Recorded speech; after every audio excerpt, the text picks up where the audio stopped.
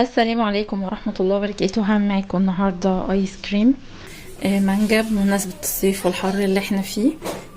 انا معايا هنا نص كوباية، نص مج كريم شانتيه، ومعايا كوباية الا ربع صغيرة سكر علشان الكريم شانتيه معايا مسكر، ومعايا هنا 2 مانجا فريش متقشرة ومتقطعة، ومعايا هنا كيس نيدو لبن بودرة، ومعايا هنا كوباية حليب مغلي ساقع.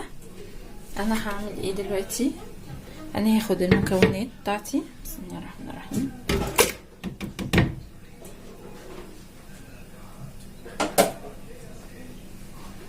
هحط المانجا والكريم شانتيه واللبن البودرة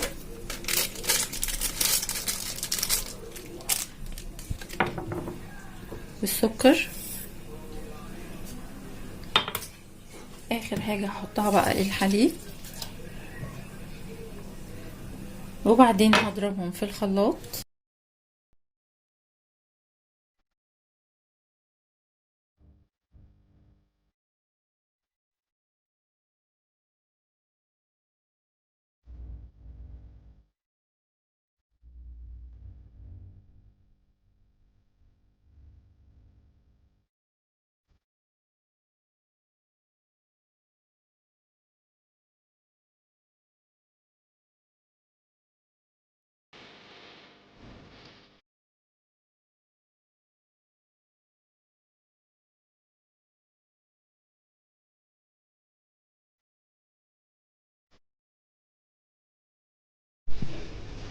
دلوقتي بقى انا افضيه في العلبة اللي هدخلها الفريزر، ويفضل ان تكون العلبة ليها غطا. بسم الله الرحمن الرحيم.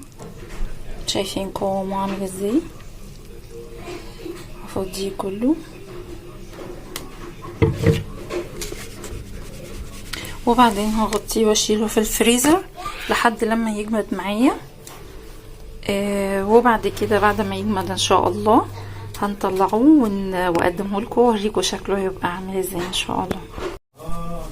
دلوقتي خلاص هو جمد معايا الايس كريم اهو، يعني سبتهم بالليل لحد الصبح، يعني حوالي 6 ساعات او اكتر كمان، زي ما احنا شايفين قوامه عامل ازاي.